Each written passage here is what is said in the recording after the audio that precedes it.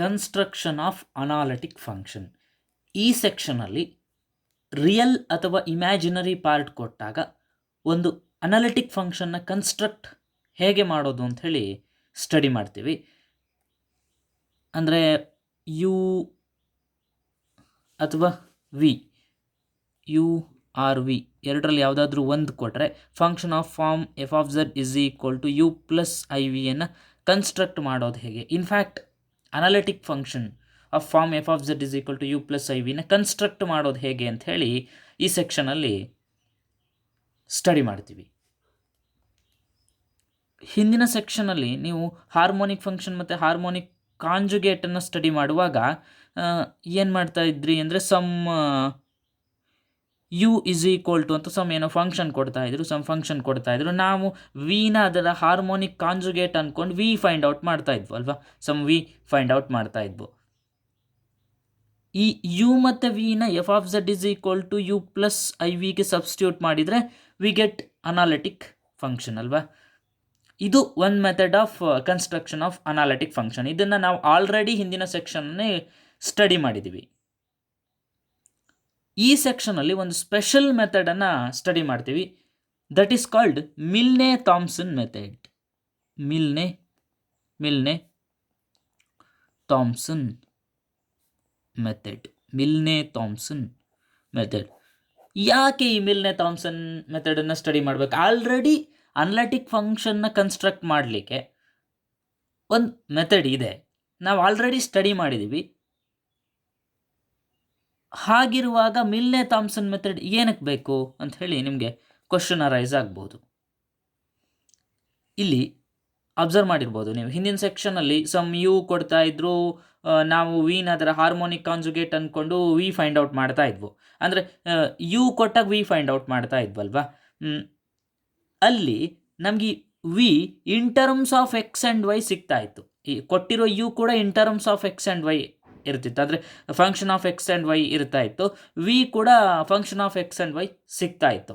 ಮಿಲ್ನೆ Thomson method ಏನಕ್ಕೆ use ಮಾಡ್ತಾರೆ ಅಂತ ಹೇಳಿದ್ರೆ, ನಮ್ಗೆ ಎಲ್ಲಿ ಫಂಕ್ಷನ್ ಆಫ್ ಝೆಡ್ ಫಾರ್ಮಲ್ಲಿ ಬೇಕು, ಓಕೆ, ಫಂಕ್ಷನ್ ಆಫ್ ಝೆಡ್ ಫಾರ್ಮಲ್ಲಿ u of x comma y, v of x comma y ಇತ್ತಲ್ಲ, ನಮಗೆ ಫಂಕ್ಷನ್ ಆಫ್ ಝೆಡ್ ಫಾರ್ಮಲ್ಲಿ, okay, instead of x and y z ಫಾರ್ಮಲ್ಲಿ ಬೇಕಾದಲ್ಲಿ ಈ ಮಿಲ್ನೆ ಥಾಮ್ಸನ್ ಮೆಥಡನ್ನು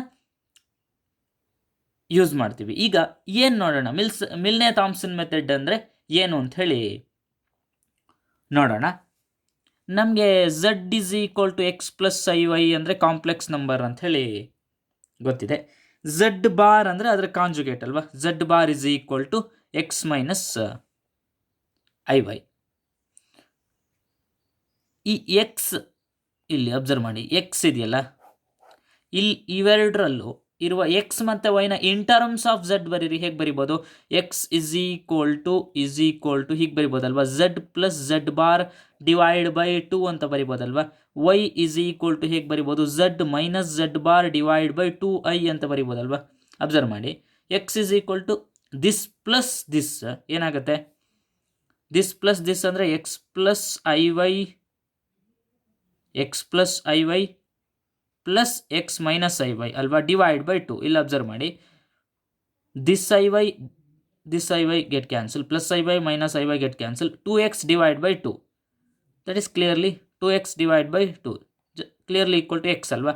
ಎಕ್ಸನ್ನು ನಾವು ಹೀಗೆ ಬರ್ಕೊಳ್ಬೋದಲ್ವಾ, z plus z bar divide by 2. ವೈನ ಅಬ್ಸರ್ವ್ ಮಾಡಿ, ಇಲ್ಲಿ ಏನು ಮಾಡಿದ್ವಿ, z minus z bar divide by 2i ಅಂತ ಬರಿಬೋದಲ್ವಾ. ಝೆಡ್ ಏನು, x plus I y minus z bar ಅಂದರೆ minus of x minus i y divide by 2i.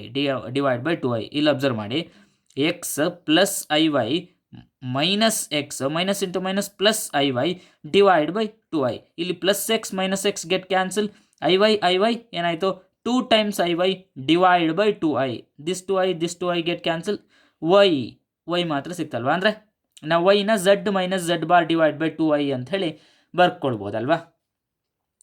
ನಾನೊಂದು ಅನಾಲಿಟಿಕ್ ಫಂಕ್ಷನ್ ತಗೊಳ್ತೀನಿ. Function of form f of z is equal to u plus I v, that is u ಯಾವುದು, function of x and y ಅಲ್ವಾ, plus i into v ಕೂಡ function of x and y. Okay, ಈ X ಇದೆಯಲ್ಲ, ಈ X ಪ್ಲೇಸಿಗೆ ಇದನ್ನು substitute ಮಾಡಿ, Y ಪ್ಲೇಸಿಗೆ ಇದನ್ನು ಸಬ್ಸ್ಟಿಟ್ಯೂಟ್ ಮಾಡಿ. What we get? F of z is equal to u of x is z plus z bar divide by 2, comma y is this one z minus z bar divide by 2i plus I into v x place ಗೆ z plus z bar divide by 2, y place ಗೆ z minus z bar divide by 2i.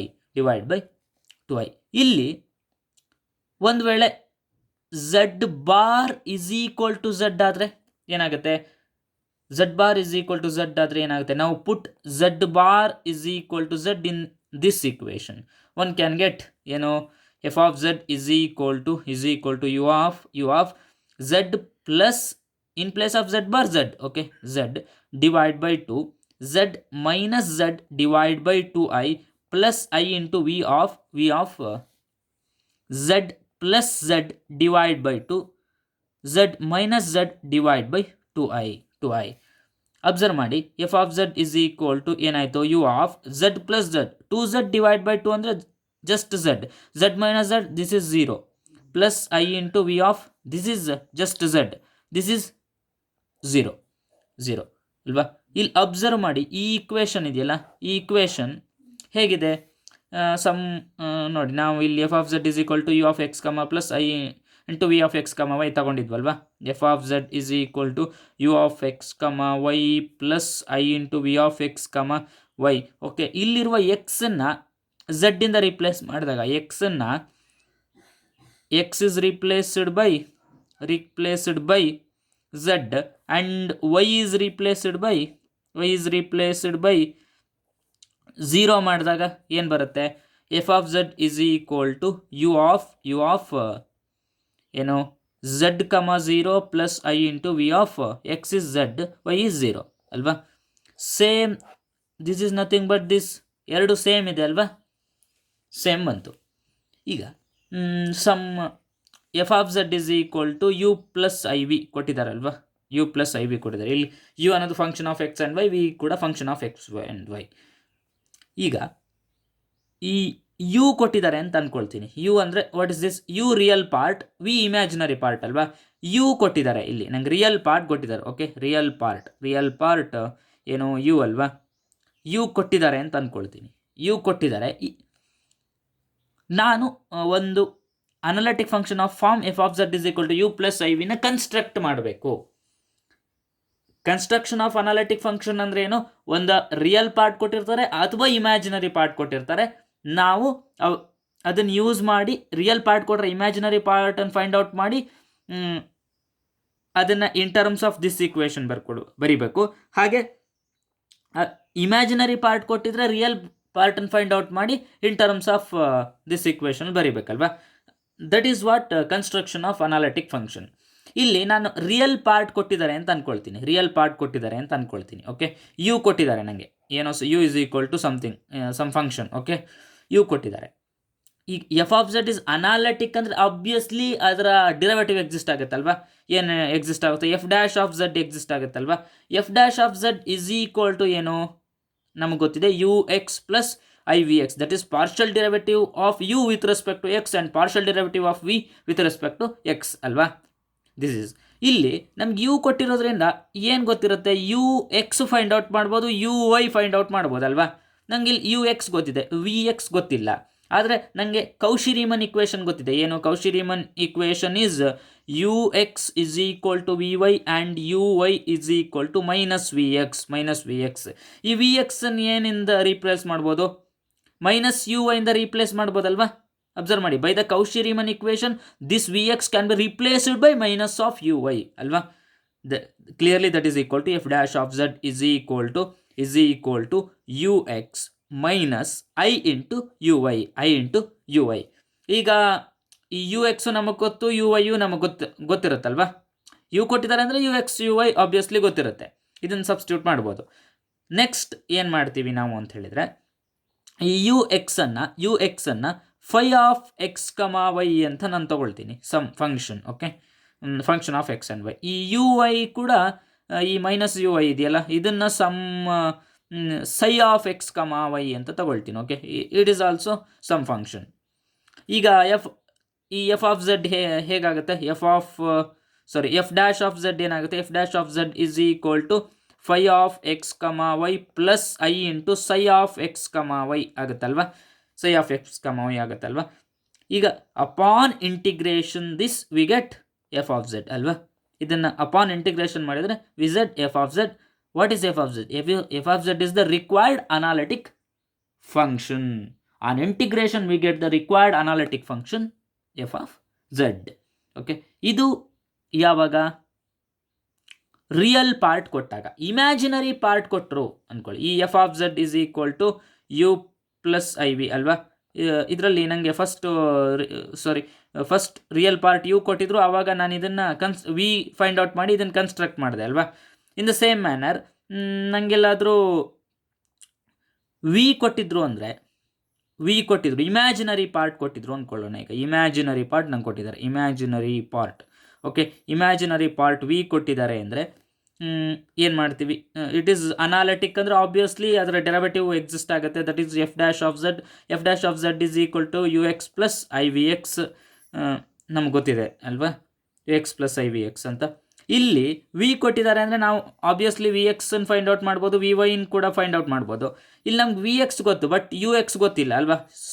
C R equation ಅಂದರೆ ಹೇಗೆ ಬರ್ಕೊಳ್ಬೋದು, ಇಲ್ಲಿ ನೋಡಿ, C R equation ಅಂದರೆ ಹೀಗೆ ಬರ್ಕೊಳ್ಬೋದಲ್ವಾ. U ಎಕ್ಸನ್ನು ವಿ ವೈ ಅಂತ ಬರ್ಕೊಳ್ಬೋದಾ, ಯು ಎಕ್ಸನ್ನು ವಿ ವೈ ಅಂತ ಬರ್ಕೊಳ್ಬೋದಲ್ವಾ. Plus i into v x, plus i into v x, that is equal to what this is f dash of z is equal to v y plus i into v X.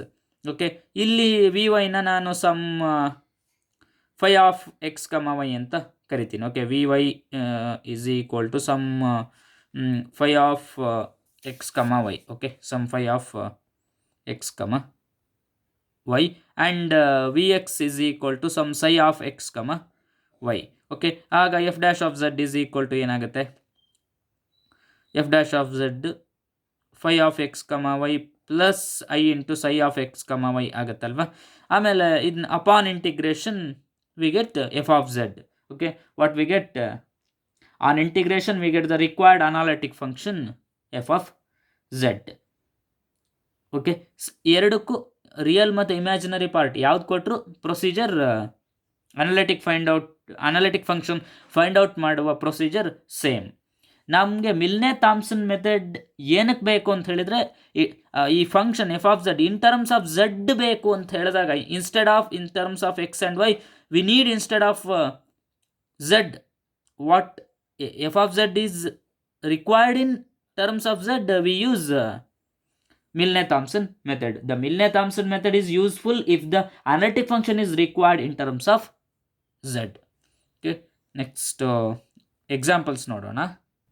Find the analytic function whose real part is x cube minus 3xy square anta kottidare. Real part andre eno u alva. Real part is denoted by u, imaginary part is denoted by v alva. Solution.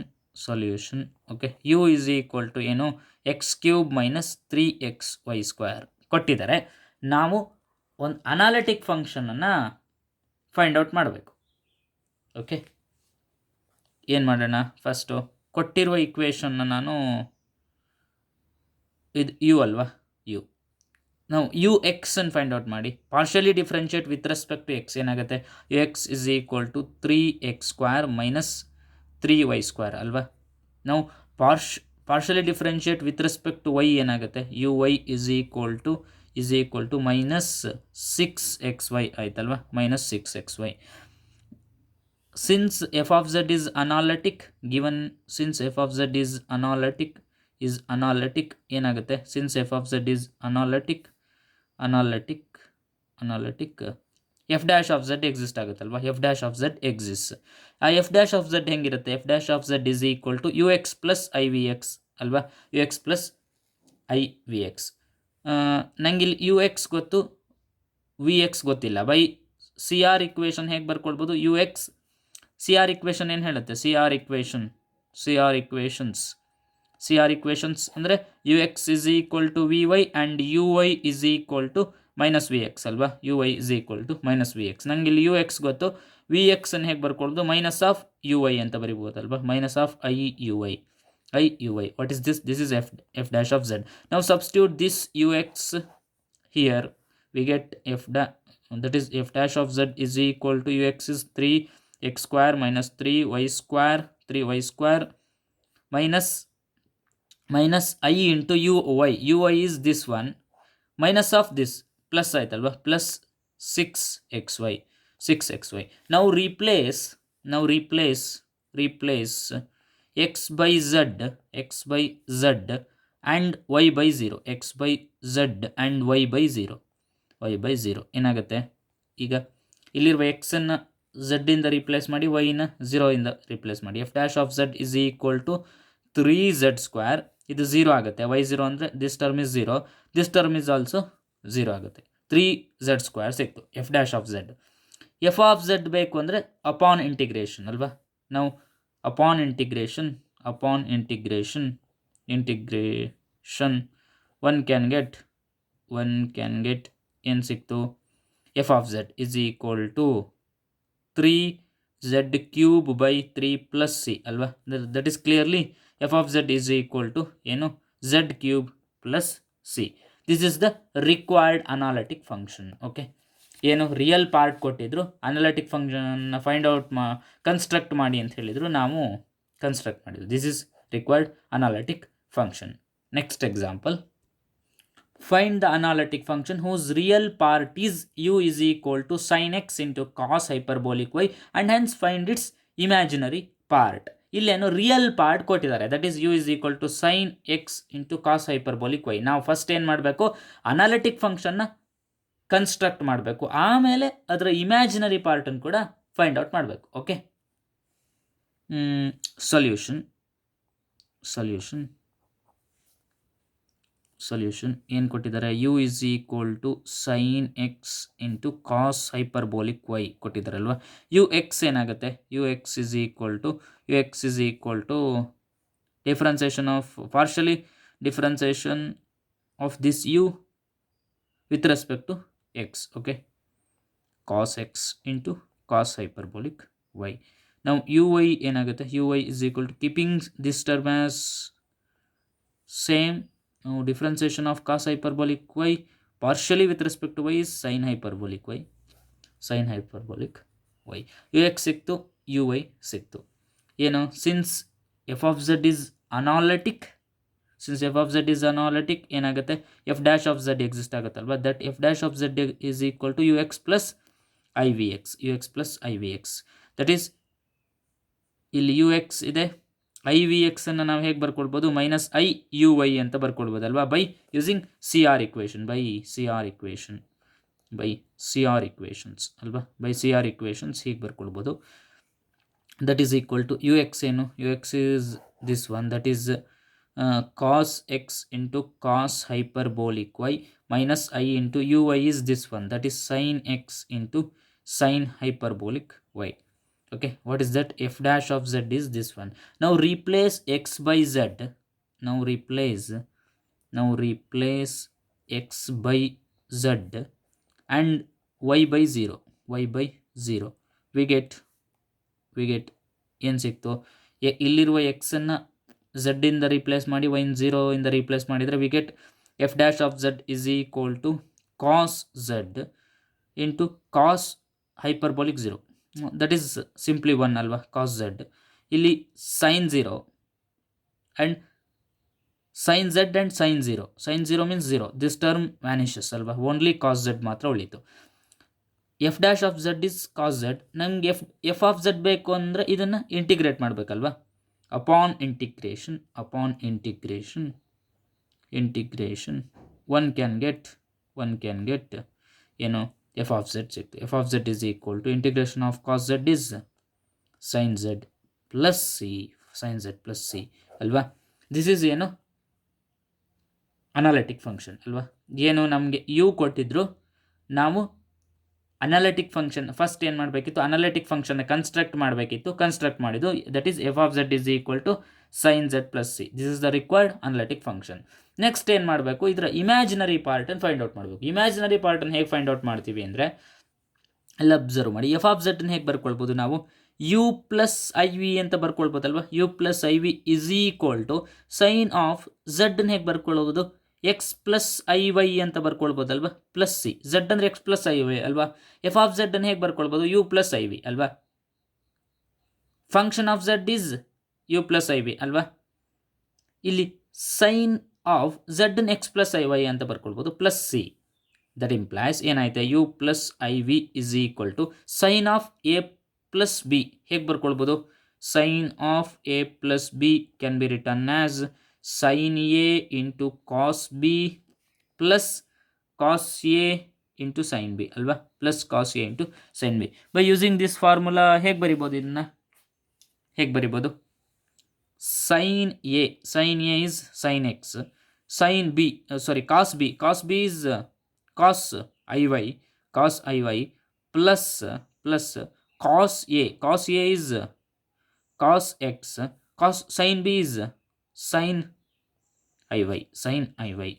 ನಮಗೆ ಗೊತ್ತಿದೆ cos i y ಅಂದರೆ ಏನು, cos i y is equal to cos hyperbolic y ಅಲ್ವಾ, cos hyperbolic y. Sine i y is equal to ಏನು, i into sine hyperbolic y ಅಲ್ವಾ. ನಾನು ತುಂಬ ಹಿಂದೆನೇ ಹಳೆ ವಿಡಿಯೋಗಳಲ್ಲಿ ಇದು ಹೇಗೆ ಬರುತ್ತೆ ಅಂಥೇಳಿ ಪ್ರೂಫ್ ಕೂಡ ತೋರಿಸಿದ್ದೀನಿ ಅಲ್ವಾ. ಕಾಸ್ ಐ ವೈನ ಏನಿಂದ ರಿಪ್ಲೇಸ್ ಮಾಡ್ಬೋದು, ಕಾಸ್ ಹೈಪರ್ಬೋಲಿಕ್ ವೈಯಿಂದ ರಿಪ್ಲೇಸ್ ಮಾಡ್ಬೋದು ಅಲ್ವಾ, ಕಾಸ್ ಹೈಪರ್ಬೋಲಿಕ್ ವೈಯಿಂದ ರಿಪ್ಲೇಸ್ ಮಾಡ್ಬೋದು. ಈಗ ಸೈನ್ ಐ ವೈನ ಏನಿಂದ ರಿಪ್ಲೇಸ್ ಮಾಡ್ಬೋದು, ಐ ಇಂಟು ಸೈನ್ ಹೈಪರ್ಬೋಲಿಕ್ ವೈಯಿಂದ ರಿಪ್ಲೇಸ್ ಮಾಡ್ಬೋದಲ್ವಾ.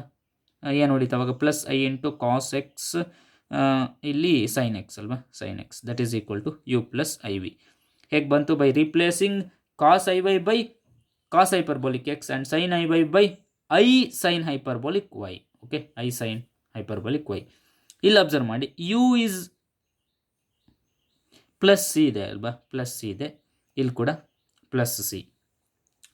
ಇಲ್ಲಿ ಯು ಈಸ್ ಏನು, this one, v is this one ಅಲ್ವಾ, ವಿ ಈಸ್ ದಿಸ್ ಒನ್.